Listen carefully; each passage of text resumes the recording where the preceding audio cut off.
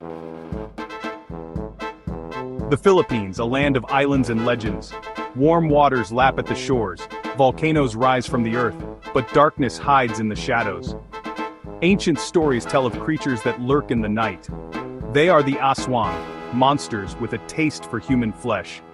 They are the stuff of nightmares, whispered from generation to generation. These are not mere fairy tales. The aswang are real, at least in the minds of many Filipinos. They are a part of the cultural fabric, woven into the very soul of the nation. To understand the Philippines, one must confront the aswang.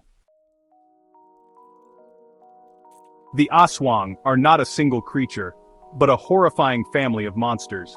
Each one possesses unique powers, each one more terrifying than the last. There is the manananggal, a creature that splits its body in two. It leaves its lower half behind as it hunts, its long, black tongue searching for victims. The tikbalang stands tall and fearsome, a creature with the head of a horse and the body of a man. It preys on travelers, leading them astray with its eerie laughter. These are but two of the many faces of the aswang, each one more terrifying than the last.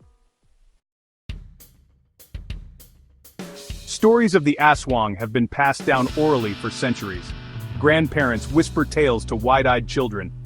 Each story is a warning, a reminder to be careful when darkness falls.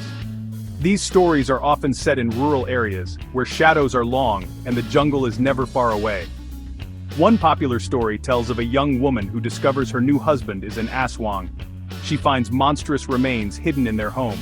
Terrified, she escapes with the help of a magical amulet. These stories are more than just entertainment.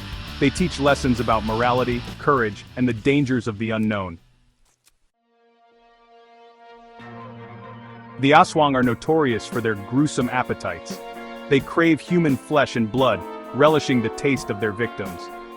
The manananggal, with its long tongue, is said to prefer the blood of unborn children. It uses its tongue to pierce through walls and suck the life from the womb. Other aswang have different tastes. Some prefer the liver, others the heart. They are said to use magic to mask their true nature, appearing as normal people during the day. This makes them even more terrifying, for anyone could be an aswang in disguise. Section 5. The sight of blood. Identifying an aswang can be difficult, but there are said to be telltale signs. Some say their eyes glow red in the dark.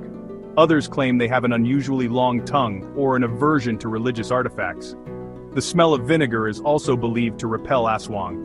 If an aswang is wounded, the injury is said to bleed profusely, as if their blood is boiling. This makes them vulnerable to attack, but few are brave enough to confront an aswang, even when injured. Faced with such terrifying creatures, Filipinos have developed ways to protect themselves. Religious faith is considered a powerful weapon against the aswang. Crucifixes, holy water, and garlic are believed to ward off evil. Some people also wear amulets or charms for protection. In some communities, there are individuals believed to possess special knowledge and abilities to combat the aswang. These are the healers, shamans, and folk magicians. They use herbs, prayers, and rituals to protect the innocent and banish evil forces. The fear of the aswang is deeply ingrained in Filipino culture. It is a fear passed down through generations, shaping beliefs and behaviors. In many rural areas, people avoid going out alone at night. They fear becoming victims of the aswang, who roam the darkness. Parents warn their children not to wander too far from home. They tell them to be wary of strangers, for anyone could be an aswang in disguise. This constant fear can be paralyzing, but it is a reality of life for many Filipinos. While the aswang may seem like creatures of myth and legend, their influence on Filipino culture is undeniable. They are a source of both fear and fascination. Their stories serve as cautionary tales, reminding people to be wary of the unknown. Whether or not one believes in the literal existence of the aswang is almost beside the point. They represent the dark side of humanity, the fears and anxieties that haunt our collective consciousness.